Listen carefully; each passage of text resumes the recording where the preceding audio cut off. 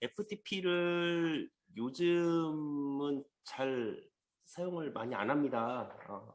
큰 파일을 다운로드 받는데 조금 어렵기도 하고, 예전에는 쉽게 파일 다운받을 수 있는 서버를 만들 때 FTP를 많이 사용했고, 이제 개인적으로 쓰시는 분들도 많은데, 예를 들면 이런 거죠. 집에 있는 컴퓨터를 FTP 서버로 만들어 놓고 외부에서 이제 집에 접속할 때 그럴 때 FTP를 사용하실 수가 있는데, 최근에는 클라우드 서비스도 잘 돼 있고, 또 집에 그런 장치를 놓고 싶으면 간단하게 NAS라는 것을 구매해서 이제 놓거든요.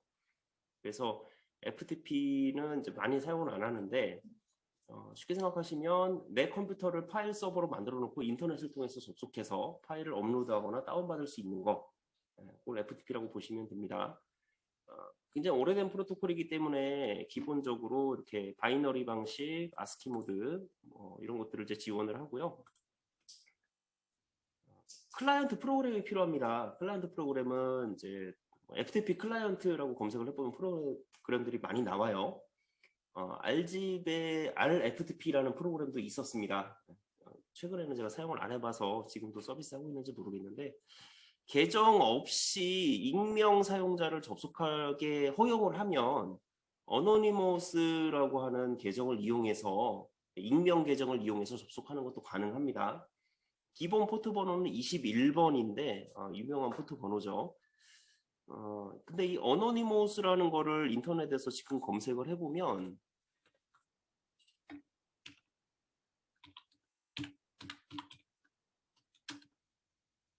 어노니머스를 지금 인터넷으로 검색해보면 이런 얼굴이 나와요.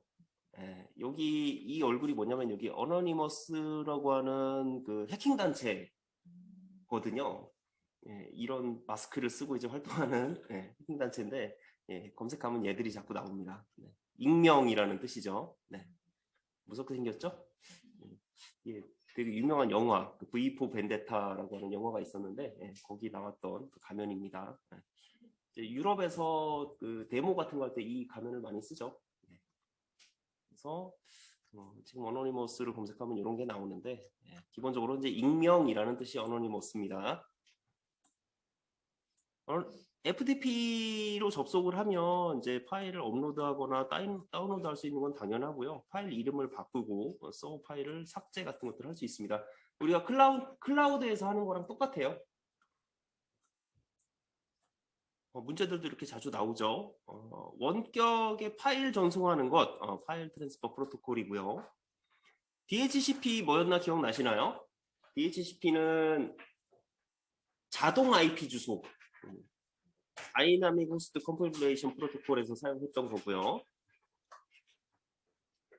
HTTP는 HTML 파일, 그러니까 HTML 문서를 전송하는 것, 웹브라우저를 사용할 때 인터넷을 화면을 보여주게 해주는 프로토콜, 이게 HTTP고, TCP는 TCP/IP랑 같이 사용하는 전송 제어 프로토콜입니다. 트랜스미션 컨트롤 프로토콜. 그래서 용어들을 보실 땐 FTP 하면 파일 트랜스퍼 프로토콜 이렇게 같이 좀 봐두시는 게 제일 익히기 좋은 것 같아요.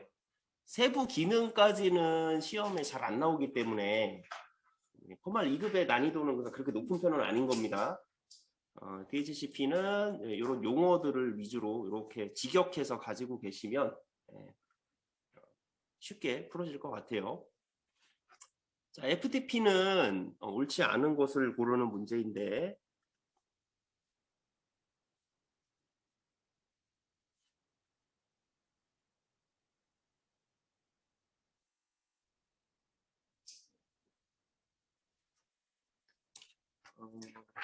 옳지 않은 것.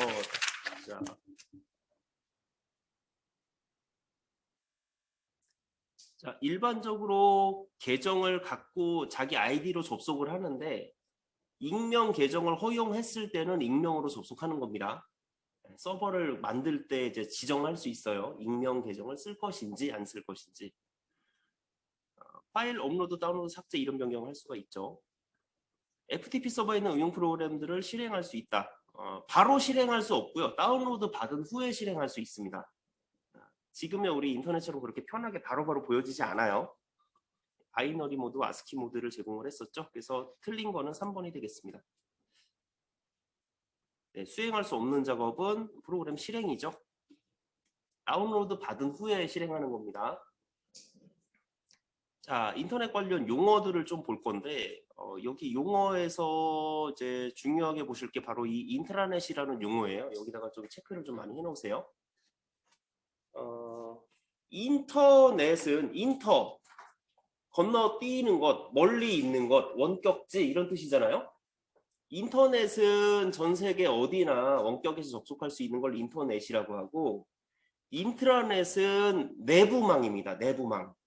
자체적으로 우리끼리 쓰는 것을 인트라넷이라고 하는 거예요. 인트라넷이라는 용어는 군대에서 많이 익숙하거든요. 군대는 뭔가 보안이 중요하죠. 외부에서 접속되면 안 되거든요. 그 외부 인터넷망과 인트라넷망이 이제 만약에 연결이 돼서 혼용이 됐어요. 들어갈 수 있는 길이 생겼어요. 그러면은 바로 전화가 옵니다. 바로 헌병대에서 뛰어옵니다. 보안 사고예요. 네. 군대에서 그런 일이 있으면 안 됩니다. 그런 사고가 자주 있어요. 간부가 그 개원한테 작전병한테 내 스마트폰 좀 충전 좀 해놔 하고 이제 케이블하고 딱 주면요. 얘가 이제 아무것도 모르고 노트북에다가 이걸 꽂잖아요. 예, 그럼 큰일 납니다. 예, 스마트폰 인터넷을 통해서 이렇게 인트라넷이 연결돼서 경로가 생길 수 있는 거거든요. 예, 그런 거 있으면 안 돼요.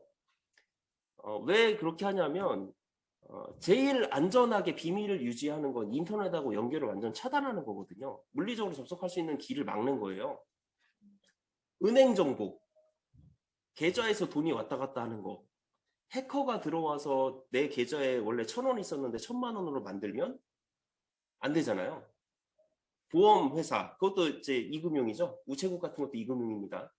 네, 우리 OK저축은행 이런 데도 전부 다 금융회사들이죠. 그런 데들은 이제 보안을 유지하기 위해서 이렇게 인트라넷을 운영을 하고 있습니다. 자기네끼리 자체적인 네트워크인 거예요. 인트라넷.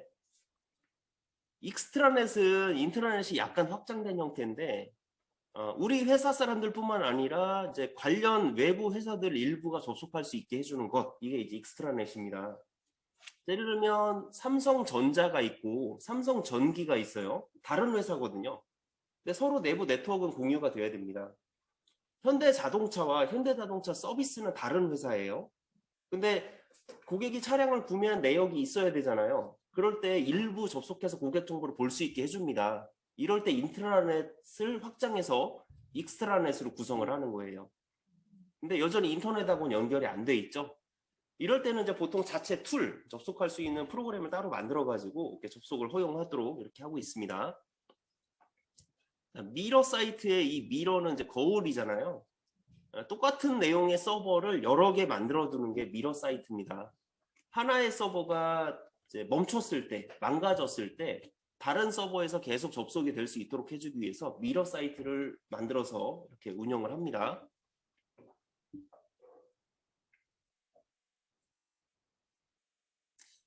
쭉 내려가 보면 이제 그룹웨어라고 하는 단어가 나오는데, 그룹웨어는 그 전자문서 시스템 이런 것들이에요. 공무원이 전자문서를 만듭니다. 공문을 만들어서 자기 직속상관들한테 결제를 받아요. 이런 걸 결제선이라고 하죠. 만들어진 공문을 다른 기관들하고 공유도 할 수 있습니다. 예를 들면 국세청에서 만들어진 문서가 노동청이나 국토부하고 같이 공유될 수 있어야 되거든요. 그래서 정부 기관들끼리는 모두 다 연결이 되어 있습니다.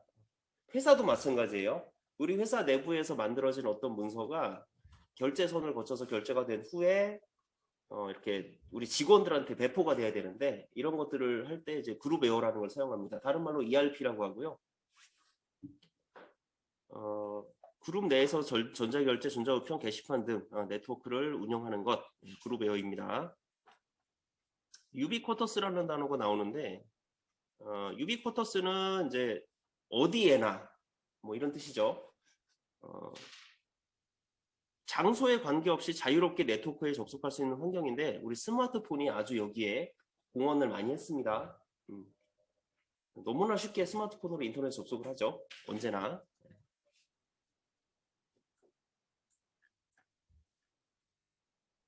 네, 이런 이제 네트워크 관련 용어들을 좀 봐두셔야 돼요. 자, 블루투스, 우리가 많이 사용하죠?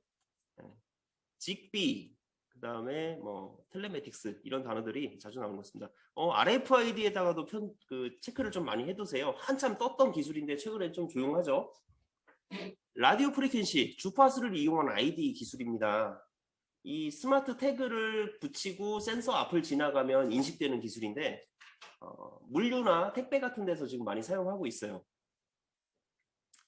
예전에는 이것을 마트에다가 적용을 해서 우리 이제 이마트에 가서 물건을 카트에다가 쭉 주워 담은 다음에 지나가기만 하면 안에 있는 개수가 자동으로 세져서 결제할 수 있게 이렇게 하는 거를 개발을 시도했다가 RFID 태그가 이제 단가가 50원이 넘거든요.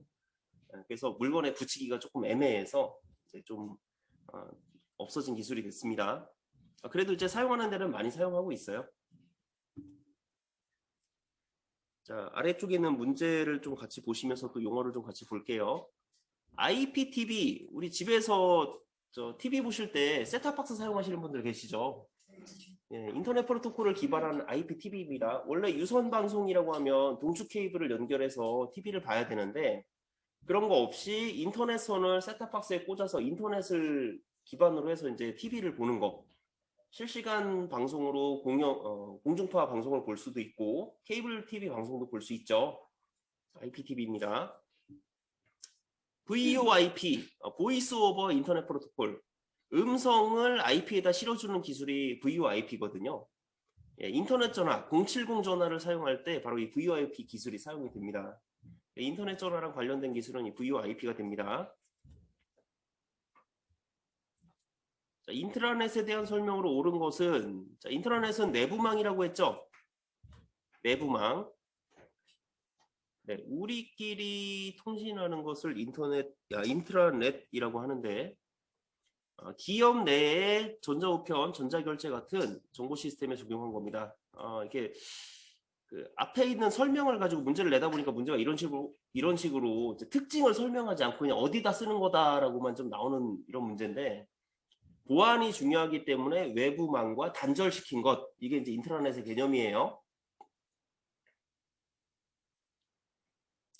자, 인터넷을 쓸 때 자주 방문하게 되는 웹사이트로 전자우편, 뉴스, 쇼핑 게시판 등 다양한 서비스를 통합하여 네이버가 생각나시죠? 네, 이런 걸 뭐라고 합니까? 네, 포털이라고 합니다.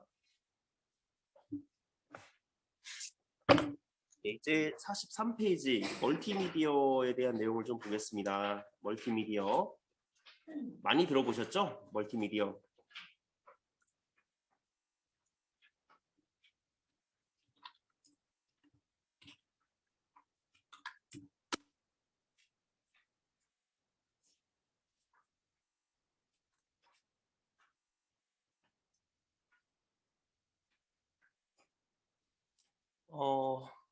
자, 삼성전자에서 옛날에 매직 스테이션이라는 제품을 팔았었어요. 이게 몇 년도쯤일까요? 윈도우 95가 깔려 있었으니까 윈도우 한 95년 정도 됐던 것 같아요. 이게 제가 중학교 때 처음 가졌던 컴퓨터인데 이런 게 나올 때 멀티미디어라는 말이 처음 나왔던 것 같아요. 그 전에 있던 컴퓨터들은 소리가 안 났었습니다. 스피커가 안 달려 있었어요. 칼라 모니터도 아니었어요. 그리고 이때는 인터넷이 있었던 때도 아니었습니다. 인터넷을 처음 써본 게 97년 이 정도였던 것 같은데 멀티미디어의 삼성전자 이렇게 이제 홍보를 당시에 했었습니다. 자, 미디어라는 말을 직역하면 매체예요, 매체. 매스미디어 하면 이제 뭐 보도 매체. 그리고 이제 컴퓨터를 하다 보면 전송 매체라는 말을 많이 쓰게 되는데 이런 것들을 이제 통틀어서 미디어라고 합니다. 매체는 뭔가를 전달할 수 있는 매개체를 이제 미디어라고 하는데 멀티미디어는 우리는 그 전에 컴퓨터로 문자만을 다뤘었습니다. 텍스트만을 다루고 그 안에서 숫자, 프로그램 이런 것들만 했었는데 소리가 나고 영상이 움직이기 시작하면서 멀티미디어라는 말을 썼어요. 멀티미디어. 자, 멀티미디어를 하는 데 있어서 가장 이제 중요하게 생각하실 부분이 자, 이게 이제 제일 중요한 내용인 것 같아요. 아날로그 데이터를 변환해서 디지털로 저장하는 기술, 이게 바로 멀티미디어의 핵심입니다. 아날로그 자료를 변환해서 디지털로 저장할 수 있는 기술. 네.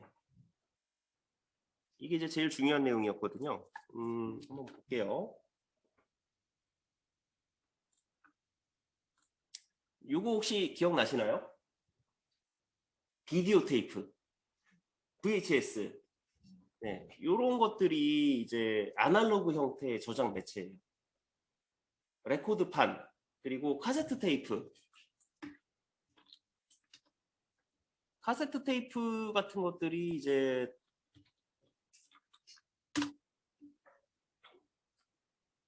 많이 사용했었죠. 네. 아날로그 형태의 자료들입니다. 이런 테이프를 마그네틱 테이프라고 하거든요. 전자기적인, 그러니까 자기적인 형식, 자석 있죠? 네, 플러스 N극, S극을 그 특성을 이용해서 자료를 저장하는 방식인데, 우리 음성이나 영상, 우리가 눈으로 보고 귀로 듣는 것들의 그 신호들을 생각해보면 이것들은 전부 다 파동, 그러니까 진동들이거든요.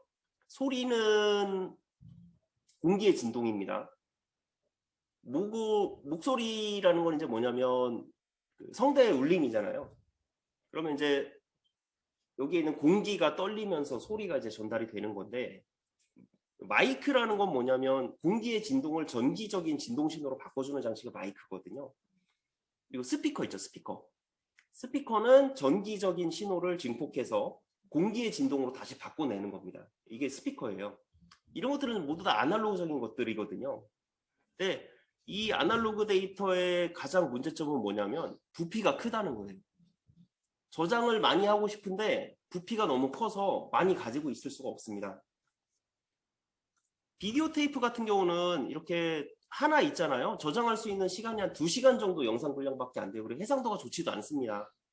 그리고 오래 보관할 수도 없어요. 시간이 지나면 안에 있는 자료가 화질이 많이 나빠집니다. 제가 고등학교 때 라디오 방송국에 가본 적이 있어요. 이제 뭐 별이 빛나는 밤에 거기 이제 출연할 일이 있어가지고 그 아나운서 분하고 이렇게 녹음을 한번 해본 적이 있는데, 이제 방송 준비실에서 이런 테이프를 꺼내 오더니 어떤 판에다가 이걸 막 문질러요. 이게 뭐냐면 자석에다가 이 테이프를 문질러서 안에 있는 내용을 지우는 거였어요. 그 전에 썼던 테이프를. 예전에 했던 TV 방송 프로그램들이 지금 거의 남아있지 않습니다. 90년대 이전에 있었던 자료들이, 영상 자료들이 많이 유실이 됐거든요. 왜 그러냐면 그때는 미디어를 저장해야 된다는 개념도 별로 없었고 방송국에 이런 걸 보관할 공간도 없었어요. 테이프 값도 비쌌고요. 그래서 지금 요즘 KBS 같은 데 보면 이제 아카이브라고 해가지고 옛날에 했던 방송들 테이프들 이제 복원해서 이렇게 보여주는 프로그램이 있거든요. 예, 그런 거 보면 재미가 있는데, 옛날에 했던 방송들, 그러니까 예를 들면 이제 뭐 있죠? 우리 일요일 날 하는 거 가요 무대나 아니면 그 전국 노래자랑, 예, 예. 그런 것들이 예전 자료들이 많이 없다는 얘기예요. 유실됐어요. 자, 그런데 이 아날로그 형태로 되어 있는 자료를 디지털로 변환해서 저장한다는 거는 우리가 지금 생각하면 MP3나 아니면 MP4 같은 동영상으로 만들어 저장하는 기술들을 얘기하는 거거든요. 이렇게 변환을 하고 나면 부피가 많이 줄어요. 하드디스크 하나에 많은 양의 영상이나 음성을 저장해서 가지고 있을 수가 있게 됩니다.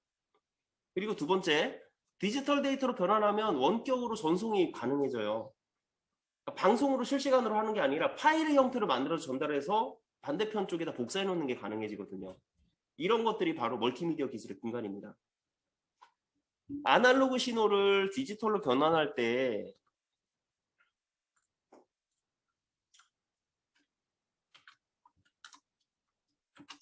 PCM이라는 걸 하게 됩니다.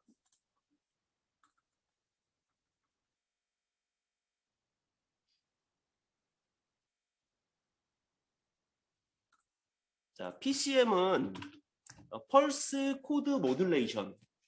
펄스는 이런 이제 아날로그 신호, 증폭 신호를 얘기를 해요. 펄스를 코드로 변환하는 거.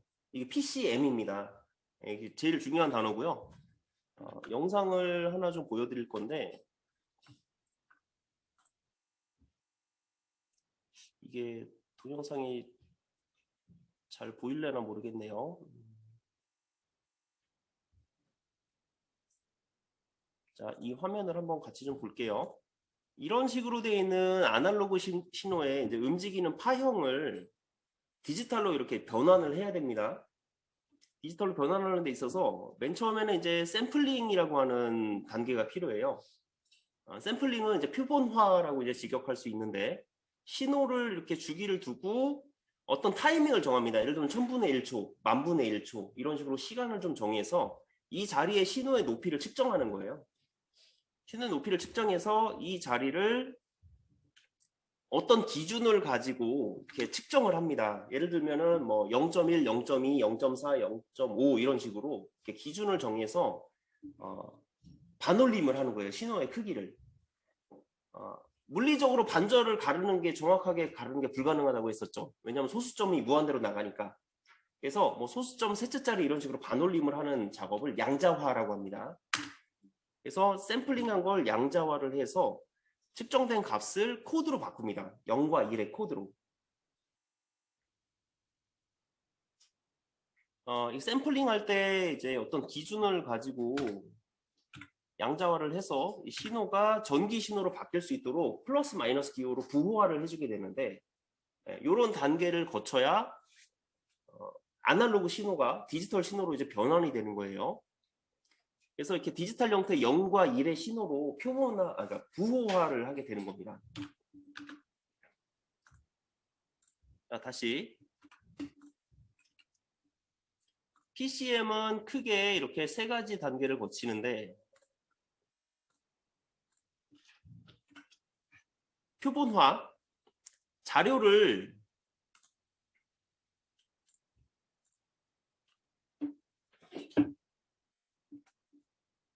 자, 아날로그 신호가 이제 이렇게 파형을 가지고 있어요.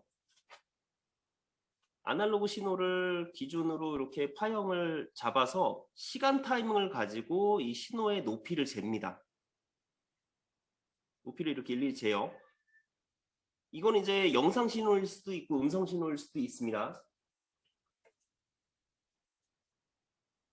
이렇게 잰 신호를 정확하게 이 값을 높이를 측정하는 게 불가능하기 때문에 어떤 기준을 가지고 이걸 반올림해서 값을 네모진 형태로 만들어주는 거예요. 이런 식으로. 이것을 양자화라고 합니다. 그리고 이 측정된 값들 0과 1의 코드로 바꾸는 것, 얘가 바로 부호화예요. PCM, 펄스 코드 모듈레이션인데 표본화, 양자화, 부호화의 절차를 거쳐서 아날로그 신호의 형태를 디지털 0과 1의 신호로 바꾸는 겁니다. 그 디지털 신호는 생긴 게 전기를 줬다 안 줬다 줬다 안 줬다 하는 거기 때문에 봤을 때는 이렇게 네모난 식으로 나와지게 되죠. 그래서 이렇게 이제 곡선으로 움직이는 신호가 이렇게 네모진 디지털 신호로 변환이 된다. 이게 바로 멀티미디어입니다. 멀티미디어가 이건 아니지만 멀티미디어가 이제 되는 기술의 핵심이에요.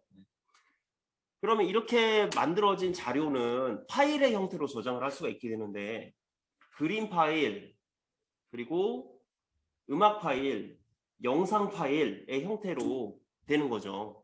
이런 것들을 하드디스크에 저장했다가 유튜브로 실시간으로 내가 보고 싶을 때 아무 때나 열어볼 수도 있고, 녹화했다가 뭐 이렇게 파일로서 이메일에 첨부해서 저장할 수도 있고 뭐 이렇게 되는 거죠.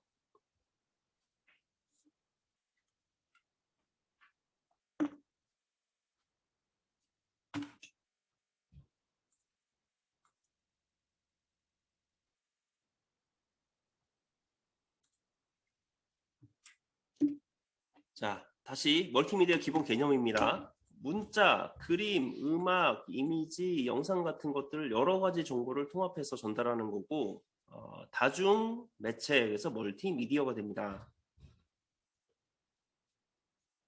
예, 멀티미디어를 전송할 때 비동기 전송이 적당하다 그러는데, 이거는 이제 비동기 방식이 직렬로 전송하는 방식이거든요.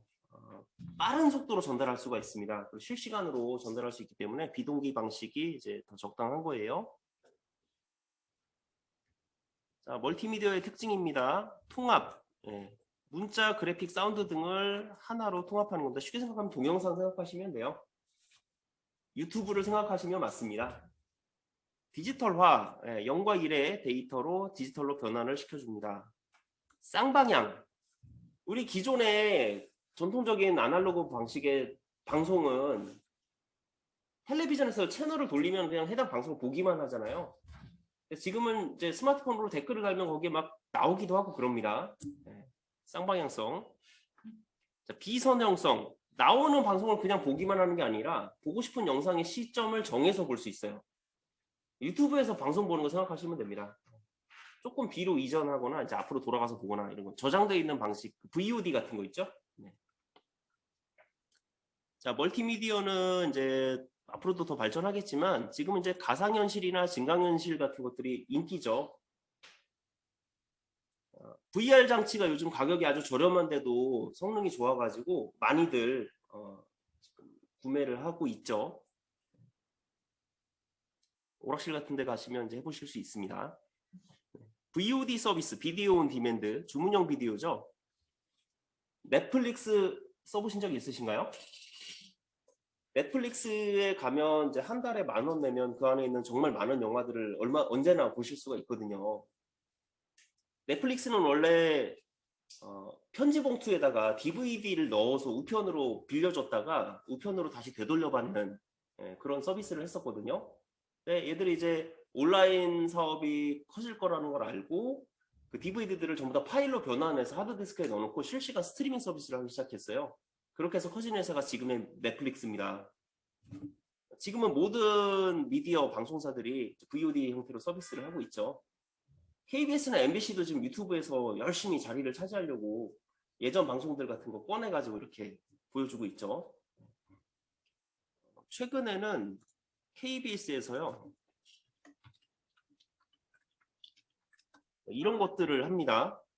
나라라 슈퍼보드 옛날 거 다 볼 수 있어요. KBS 아카이브라는 데에서 이렇게 풀었어요, 전부 다. 네.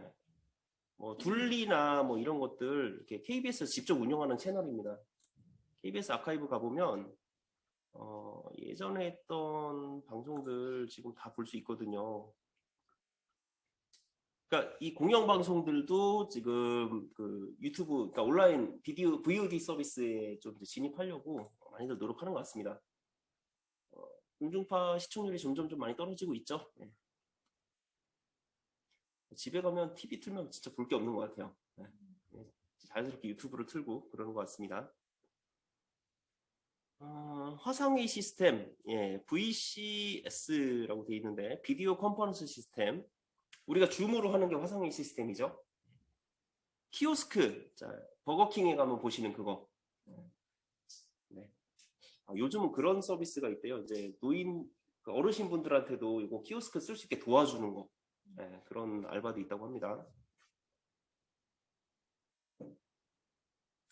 자, 아래쪽으로 내려가서 멀티미디어 관련 기술을 보겠습니다. 광매체 기술, DVD, 블루레이, CD롬 같은 데다가 이제 저장하는 거. 이런 것들은 레이저를 가지고 0과 2를 판단하기 때문에 옵티컬 미디어, 옵티컬 디스크 드라이브에서 ODD라고 부른다고 했죠. 영상 압축 기술, JPG, MPG 이런 것들을 이제 많이들 들어보셨을 건데 이 MPEG가요.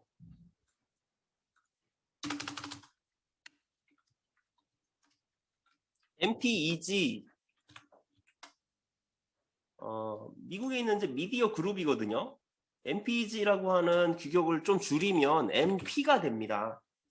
그래서 MP1, MP2, MP3, MP4 이렇게 되는 거예요. MP3는 음성만을 저장하는 거, MP4는 영상 음성을 같이 압축해서 저장하는 기술이죠.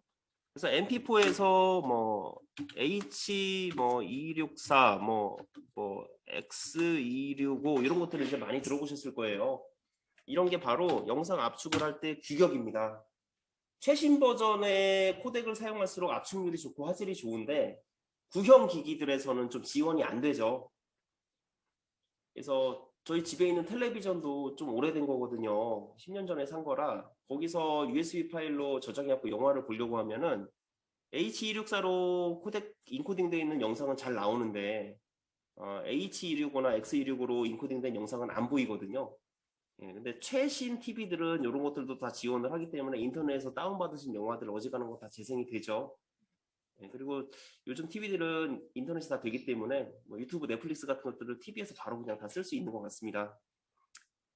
새 TV를 사고 싶은데 마음대로 안 되네요. 항상 고장이 안 나요. 고장이 안 납니다. 더 필요하다고 설득을 하고 싶은데 코덱이라고 하는 말은요.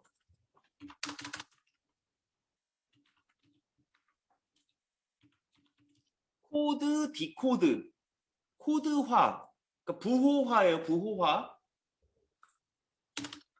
부호화, 그리고 디코드는 복호화. 아날로그 신호를 디지털로 부호화시키는 거, 코디드. 이걸 다시 아날로그 신호로 바꿔서 영상, 음성으로 사람이 알아들을 수 있는 신호로 바꾸는 거, 이거를 복호화라고 합니다. 그래서 코드의 CO와 디코드의 DEC를 합쳐서 코덱이에요. 코덱은 아날로그 신호를 디지털로 또 디지털을 아날로그 바꿀 때 할 수 있는 어떤 규격, 기준, 장치 이런 걸 코덱이라고 합니다. 아까 말씀드렸던 H264 같은 것들이 이제 압축 방식 코덱이에요. MP3, MP4 이런 것도 전부 다 코덱의 규격입니다. DMB 우리 차에서 보는 그 TV DMB를 처음 설계할 때는 이제 이게 되게 볼만했거든요. 2000년대 초반에 핸드폰에서 DVD를 볼 수 있었는데 그 조그만한 화면에서 TV를 보면 꽤 선명하게 잘 보였었거든요. 지금 차에서 DMB 보면 사실 되게 별로죠. 예, 이게 이제 규격이 예전에 지금 우리가 고화질에 너무 익숙해져서 그래요.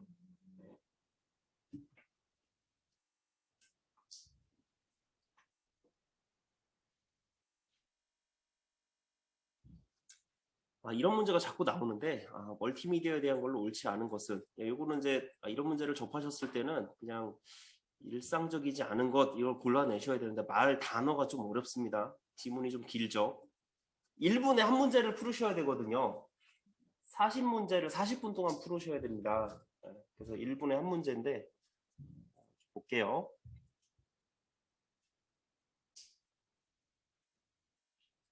틀린 거. 멀티미디어는 여러 가지 데이터를 디지털화 시킨 거라고 했죠. 네, 아날로그화 한 거는 이제 반대되는 얘기가 되겠습니다. 그래서 옳지 않은 거는 2번이 되겠는데요.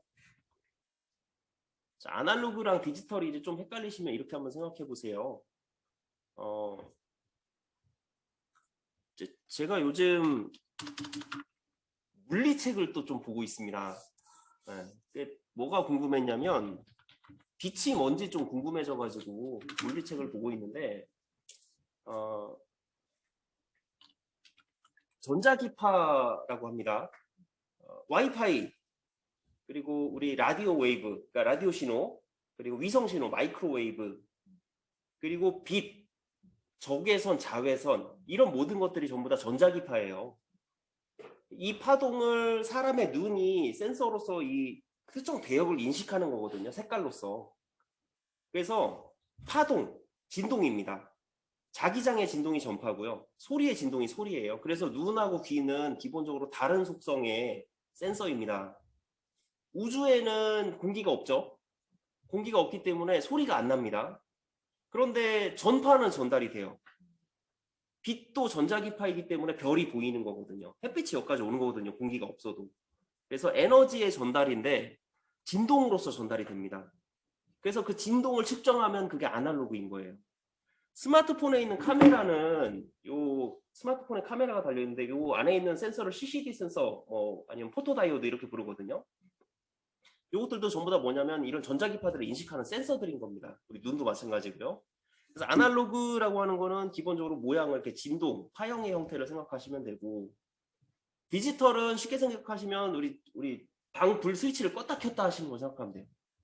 끄면 깜깜하죠. 키면 밝아지죠. 이렇게 온, 오프 신호를 반복해서 보내는 게 디지털입니다. 그렇게 딱 생각하시면 돼요. 그러면 전달할 때는 디지털을 전달하는 게 파일로 형태로 저장을 해야 되니까 디지털로 전달하는 거고 사람이 보려면 디지털은 보고 인식할 수가 없죠.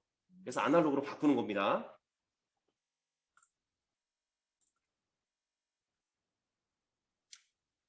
자, 정보시대 인터넷 시대의 멀티미디어 특징에 대한 것으로 옳지 않은 것은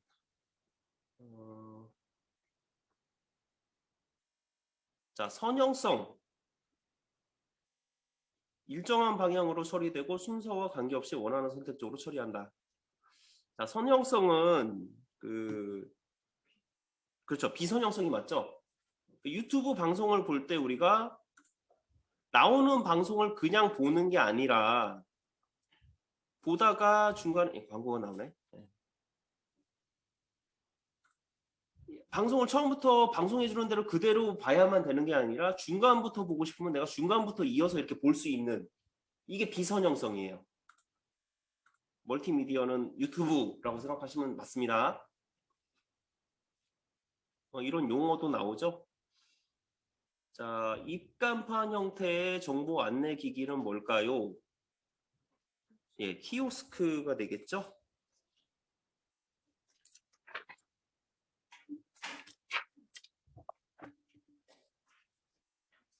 네, 한 페이지 또 넘어가서 이제 멀티미디어 데이터를 좀 볼 건데 음성 파일부터 시작을 합니다. 소리 파일.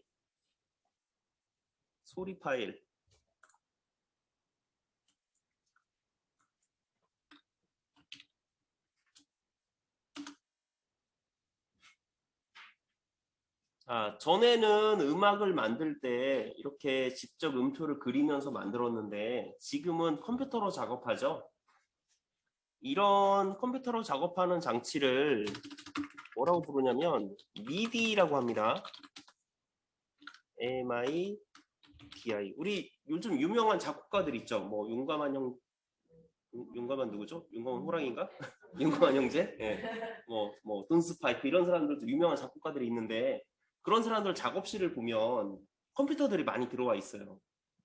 거기서 사용하는 오디오 기기들은 사실 되게 비싼 기기들이거든요. 저도 이제 음향기기 이런 것들에 관심이 좀 많아가지고 오디오 장치들에 조금 이렇게 신경을 좀 많이 쓰는 편인데 이제 우리 주변에 이제 아이들 중에 나는 커서 음악을 만들 거예요 이런 친구 일단 이제 맥북 좀 사주세요 이런 친구들 꽤 있거든요. 맥북이 있어야만 작업을 할 수 있는 건 아닌데 그런 것들로 많이들 합니다. 우리 스마트폰에도 이제 음악을 만들 수 있는 어플들이 많이들 나와 있어요. 미디 장치 하면은 이제 뭐 이런 장치들을 떠올리는데 여기 보면 이제 믹서라고 하는 장치도 있고요. 밑에 건반이 달려 있습니다. 건반에서 이제 그 키보드를 누르게 되면 이 신호들이 디지털 코드 형태로 모니터에 써져요. 해당 그 키라든지 음의 길이라든지 이런 것들이. 그래서 키보드에서 이렇게 작성하는 내용들이 모니터에 이제 코드로서 이제 나타나시게 되는데 이제 음악을 배우는 방식이 좀 달라지는 겁니다. 이제. 네. 최근에 제가 인터뷰한 걸 보니까 용감한 용형인가 그 사람은 아직도 악보를 볼 줄 모른다고 하더라고요. 자기 느낌으로 이제 음악을 만든다고 하는데 이 프로그램을 요새 확 뜬 뭐죠? 브레이브걸스? 네, 브레이브걸스 관련한 영상에서 제가 봤는데 네, 이 화면 프로그램을 쓸 줄 알면 음악을 만들 수 있다는 얘기입니다. 네, 그런 이제 훌륭한 음악을 이제 만들 수 있는 거죠. 자, 이럴 때 이제 미디라고 하는 말을 쓰는데 이제 음악 방식이 크게 미디 방식과 웨이브 방식으로 나눠집니다. 미디는요, 음의 강도, 악기 종류, 정보들을 코드화한 방식이 미디예요. 그래서 미디 파일은 안쪽에 코드를 보면 말 그대로 기호로 되어 있습니다. 도레미파솔레시도가 이제 알파벳으로 이제 기호로서 정의가 되어 있어서 해당 음악이 재생이 되는 거예요. 코드로서 저장되기 때문에 용량이 작고 사람 목소리 같은 자연음은 재생이 안 됩니다. 그래서 옛날 게임 있죠. 옛날 게임 스피커 멀티미디어 컴퓨터 나오기 전에 그 옛날 게임들 페르시아 왕자 옛날 테트리스 삑삑삑삑 하는 그런 소리 나는 것들 그런 것들이 바로 음악이 이렇게 미디 음으로 되어 있는 거예요. 확장자는 MID라고 하는 걸 사용을 하고요. 용량이 작습니다. 웨이브는 음악을 마이크로 녹음해서 그대로 PCM을 거쳐서 파일로 만든 형태가 웨이브예요. 웨이브 파일은 확장자가 WAV로 되는데 웨이브 파일을 더 압축하면 MP3가 됩니다. 아날로그 신호를 그대로 인코딩해서 디지털화하는 것이고요. 소리의 파장이 그대로 저장되기 때문에 자연음을 만들 수 있습니다. 예를 들면 공연장에서 오케스트라의 음악을 마이크로 따서 녹화해 놓으면 그거는 웨이브 파일인 거예요. 미디 파일은 작곡가가 직접 키보드에서 이렇게 코드로 써야만 만들어지는 파일이 미디입니다. 용량이 비교적 크죠. 사람 음성 같은 것들 자연음도 표현할 수가 있고요. 예, 윈도우즈에서 이제 미디어 플레이어 같은 기본 오디오 프로그램에서 재생이 가능합니다. 뭐 곰 플레이어, 곰 오디오 이런 것들에서도 재생이 되죠. 웨이브 파일을 압축하면 MP3가 되는데, 자, 주파수라고 하는 거는 1초당 진동수입니다. 단위는 헤르츠라는 걸 사용을 하는데, 사람이 들을 수 있는 주파수는 이렇게 16Hz에서 20,000Hz 사이로 돼 있어요. 모든 사람이 이 정도 음역을 다 들을 수 있는 건 아닙니다. 초음파, 사람이 들을 수 있는 영역을 벗어난 음역대도 있어요. 그런 진동대. 그러니까 주파수가 너무 낮으면 저음, 주파수가 높으면 고음으로 들리거든요. 그래서 일반적으로 사람이 들을 수 있는 소리와 그렇지 않은 영역이 있는데 웨이브 파일은 기계가, 마이크가 녹음을 하는 거기 때문에 사람이 듣지 못하는 영역도 전부 다 녹음이 됩니다. 사람이 보통 들을 수 있는 소리 음역대가 아닌 벗어난 부분을 삭제하고 나머지 부분만 인코딩하는 게 MP3거든요. 그러면 CD 원본하고 MP3하고 용량이 MP3 쪽이 훨씬 작거든요. 음질은 듣기에 똑같게 들릴 수 있지만은 예민한 사람한테는 MP3 파일은 음질이 안 좋다고 느껴질 수도 있는 거예요. 대신에 용량을 획기적으로 10분의 1 이상 줄일 수 있기 때문에 인터넷 온라인으로 전송하기가 좋습니다. 이게 이제 사람이 들을 수 있는 대역을 가청 대역이라고 하고 못 듣는 대역을 다 잘라내고 압축한 게 MP3예요.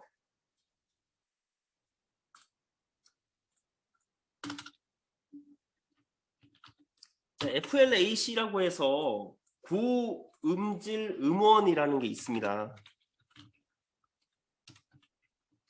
CD 수준의 고음질로 따놓은 재생할 수 있는 파일, 고음질 음원 파일이 있어요. 인터넷으로 FLAC를 검색해 보면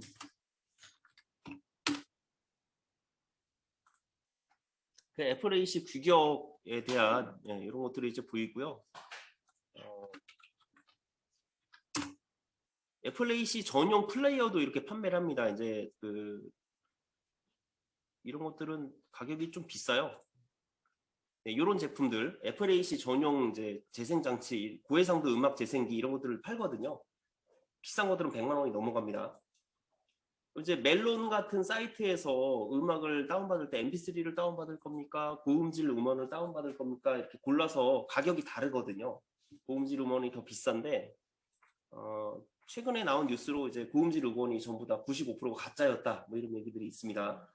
예, MP3를 다시 고음질로 바꿔서 이 얘기를 엊그저께 또 한번 한 것 같은데 자, 그래서 MP3는 용량을 많이 줄인 음질 저하 없이 12분의 1 정도로 압축할 수 있다 그러는데 실제로는 이제 못 듣는 영역을 잘라낸 거죠.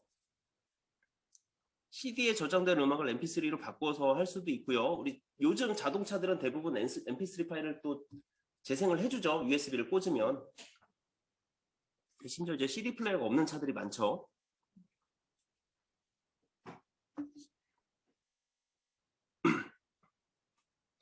MP3 파일의 용량은 추출률, 샘플의 크기, 그리고 재생 방식 따라서 용량이 달라질 수 있습니다. 아까 전에 샘플링 할 때 1000분의 1초 뭐 이런 것들을 제가 말씀을 드렸는데 1000분의 1초에 측정을 하느냐 2000분의 1초에 측정을 하느냐에 따라서 그 감도가 더 매끄러워질 거예요. 용량이 2배가 되겠죠.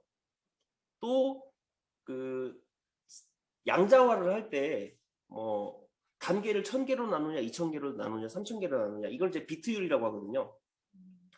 128kbps 샘플링, 256kbps 샘플링, 320kbps 샘플링 이런 식으로 용량이 달라집니다. 예를 들어서 128kbps면요. 1초에 128kb를 이용해서 파일을 뜨겠다. 이런 거예요. 360kbps는 초당 360kB를 할당해서 음악을 뜨겠다. 이런 얘기입니다. 누가 더 음질이 좋겠어요? 360쪽이 용량을 더 많이 할당했기 때문에 음질이 더 좋은 겁니다. 그래서 고음질 음원이라고 하는 거는 이렇게 용량을 많이 할당해서 음원을 추출하는 것, 이렇게 되는 거예요.